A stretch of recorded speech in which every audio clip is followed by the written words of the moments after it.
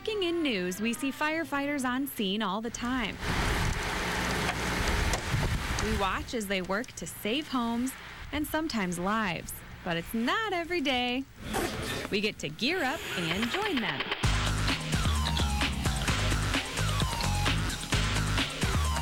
The training is so important. The training is life-saving, bottom line.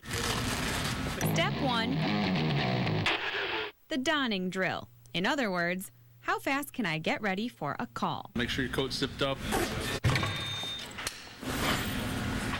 There you go. Firefighters need to suit up in 60 seconds or less. As the rookie on the team, I run into a few snafus. Is that a bad noise? How do I look? Realistic. Captain Chip Everett explains my equipment. What this device does is it keeps track of your air supply. If you get in trouble and you want people to come and help, feel that pop? Oh, yes. So now you're breathing the air in the bottle. All right, I look the part. Now let's get down to business. If you can handle it. I can handle it. In this scenario, there's been an accident. A victim is trapped. There you go. And it's our job to get him out. Take this door off. That's the game plan. Lieutenant Lull, the extrication expert, tells me every crash presents its own puzzle. It's a firefighter's job to figure it out, and fast. Okay, there you go. We got that one. Using heavy-duty spreaders and cutters, we get the door off, break the frame, and make the save. That gives us access to the patient. What took me about 20 minutes, Success. usually takes them about 2.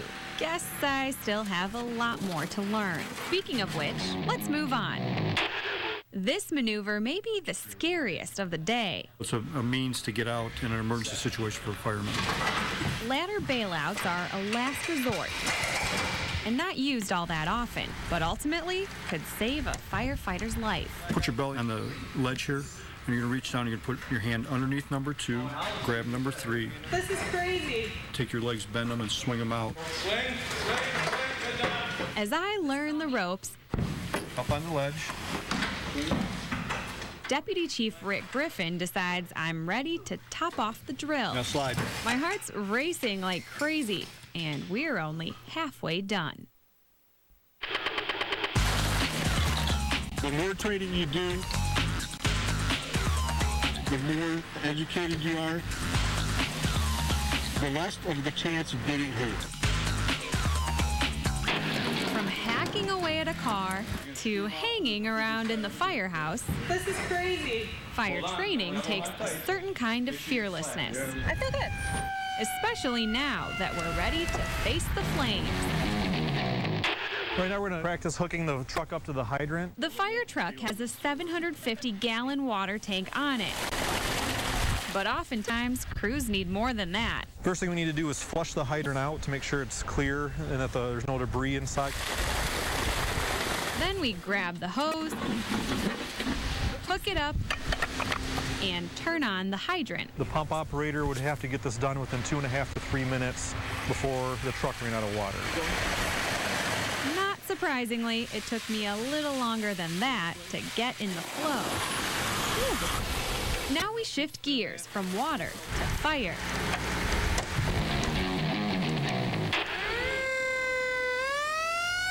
Oshtemo Fire Department set this car on fire to put my training to the test. I'm taking most of the pressure on the line. She's just directing the stream, and I'm backing her up. I take aim at the flames. But first, a word of warning. Most of these bumpers are loaded with struts. Right. And when they get hot, when it's on fire, they explode. They can take your legs right out. Noted, stay away from the front bumper. In the heat of the moment, I find myself smothered by a cloud of smoke. It was a little scary. Let's try this again. Car number 2. I'm less timid this time and flush out the fire a little faster.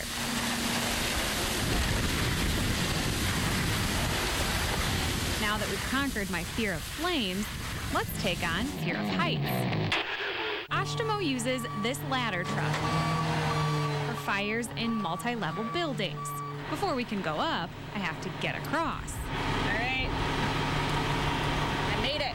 And And then it's time to climb. This ladder extends 100 feet, You're about halfway out. giving us a high-up view of Ashtemo and wrapping up a day of high-intensity training.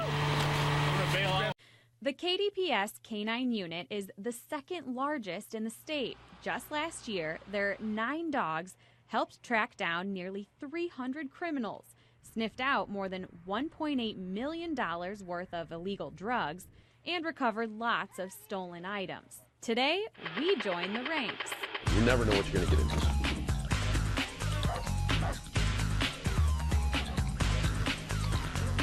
But before we can even start training, we have to tackle the dreaded obstacle course. Anybody that's trying to get on the team, it's one of the requirements that they have to pass. For every 1 opening in the K9 unit, there are about 10 eager applicants. In order to even be considered for an interview, aspiring handlers have to pass this physical test. I've been on the team 2 years. We have had 2 people get injured in the last 3 years. We had 1 person get lost doing this. What are your predictions for me? You're good. I think you'll be fine. K9 officer Scott Brooks gives us a quick walkthrough of the mile-long course, which includes brick walls. It's, I don't know, 3.5 feet tall, 3 feet tall. So about as tall as you. Steep hills and some pretty rugged terrain. And that's not all. Because you don't have a gun belt, because you don't have all the rest of our 30 pounds of gear, I'm nervous about where this is going. you get to wear my heavy vest. Oh, lucky me. Yes.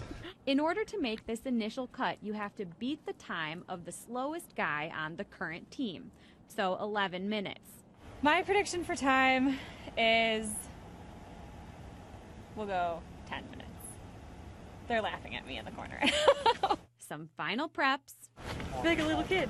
and it's go time. This thing is already heavy. So I'm running, Oh boy. I don't know. That was the best way.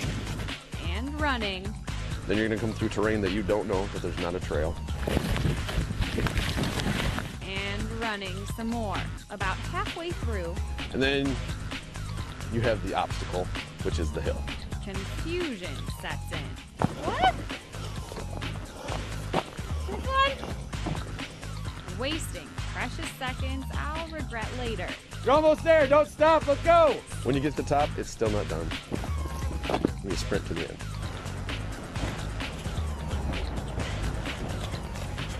After a mile of pure misery, What's the verdict? 11:13. Oh no! I didn't make the team? No. How do you feel? Kind of miserable, actually. How's Even it? worse that I missed the cutoff by 13 seconds. pretty clear proof of just how incredibly fit these K9 officers are. I gave you the easy route. What? Yeah. Ouch, that's sad. So we come up with a new plan.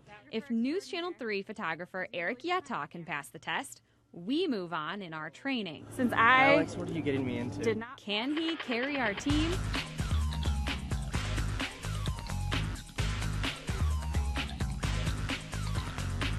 Fingers crossed. 8:34. You made the team. These guys are absolutely incredible. This is Bodie, a four-legged force to be reckoned with. Once an officer is chosen for the highly selective K9 unit, they're partnered up with their own dog. We typically try to have handlers and dogs' attitudes mesh. What dog would I fit with? You seem quite high energy. That would be probably Officer Hubble's dog, Duke. K9 officer Scott Brooks lives and works with Bodie, Good boy. Yeah, that's good. That's good. a 3-year-old shepherd. They are what's called a green dog when we get them, so they don't know anything. Sit. In the first few months, the K9s train 5 to 10 hours a day. We do a lot of marching with them. This agility course prepares them for real-life emergencies. As if we're out on a track and there's a river crossing or something like that where we need to get across. Hup. This is to simulate if there's a porch and go underneath to find someone. Something's in the way, he's got to get up and get over. Last one is to simulate going into an attic. At this point, Bodie's a pro, but Officer Brooks still needs to spend about an hour or two of every shift sharpening his skills. That includes tracking. The shepherd's nose is thousands of times more powerful than human nose. To demonstrate, with Bodie temporarily out of sight, Officer Brooks chucks my lip gloss into the grass. Find it. He's going to keep circling and circling, and he will keep going, and he will find the freshest scent. What he got? He found your lip gloss, and what he did was he laid down with it right between his paws. But let's try a more volatile situation. Like a suspect on the run. Our camera crew hides in the woods. Bodie and Brooks are hot on the trail. Suspect, show me your hands! Tracking down the bad guys in less than 1 minute. The box search is another important canine drill. We come to do a search warrant or something like that, and someone's hiding from us. They're hiding in a closet. Here we go. This time, I'm the bad guy. Check. The dog starts, and he has to check every single box, and then he comes back to the box that has the most human scent in it. How often do they get it right? Every time. Find him. Get him out of there. Good boy. And in our final training exercise of the day, I slip into the so-called bite code. We don't ever want to actually send our dog to bite anybody, but in the instance where they need to, we want them to be able to train to do it properly. That method is called the bite and hold. We train them that when they bite, to hold on to them and either take them to the ground or hold them until Dad gets there. It's a scary split second for me, but priceless prep work for Brooks and Bodie. Nuts. Live. You got me. Yep. And that's the bad guy. When Dad says let go, Dad tells him let go, and he lets go. So, come on, good boy. Let's go. Good boy. Come on. Yeah, good boy. They have to learn that you can't quit. A gunshot wound cannot stop you. You have to continue on. In very few jobs is proper training a matter of life or death. This is what we call a red man. This drill tests a cadet's ability to control an unruly subject. Stop resisting! Amir Killa from Lightning Kicks Martial Arts teaches the future officers defensive tactics. What made you jump in there right away? Why can't you wait for backup? And then I get to join the action. We're going to suit you up in our red man suit here to lessen the pain for you. Oh, good. Knee and shin protection. Hi. Here we go. Darth Vader. Okay. All suited up and ready for our scenario. We're going to have a domestic. Okay. Your husband, your significant other beat you up. When they go to take him in custody, she's going to turn on the officers. Just slaps and stuff. No punches today. No punches. Keep in mind, the cadets have no idea how this is about to unfold. Portage and Jackson. They're trained to use verbal commands before physical force. Stay right there. Don't move. Stay right there. But nobody listens, and it becomes a big human pretzel. Get off the fence! Sam, Steven! Get off the fence! We've learned that suspects will take advantage of you if you don't take control of the scene. So I want you to stop touching him! It's a lesson in situational awareness, constantly watching what's happening around them and making smart moves in the heat of the moment. Which apparently they did. Afterwards, the group discusses their decisions. Try pulling his arm off. I got the chihuahua over here nipping at me. And I had to take her down, and then I started kneeing him.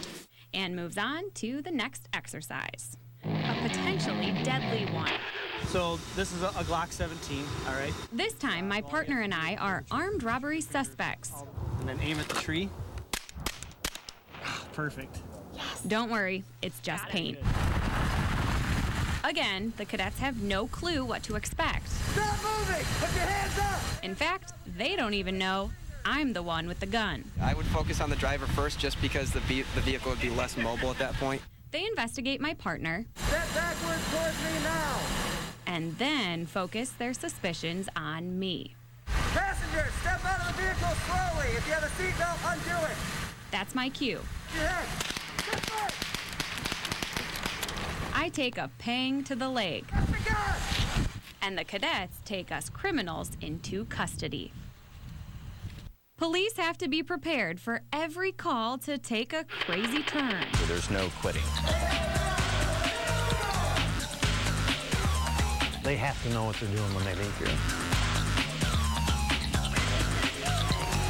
Here in the Great Lakes state, water training is particularly important. In Michigan, our cops are going to be less than a mile from any body of water, so they're going to be dispatched to it. So we want them to be aware of how to keep themselves safe and how to effectively do the rescue.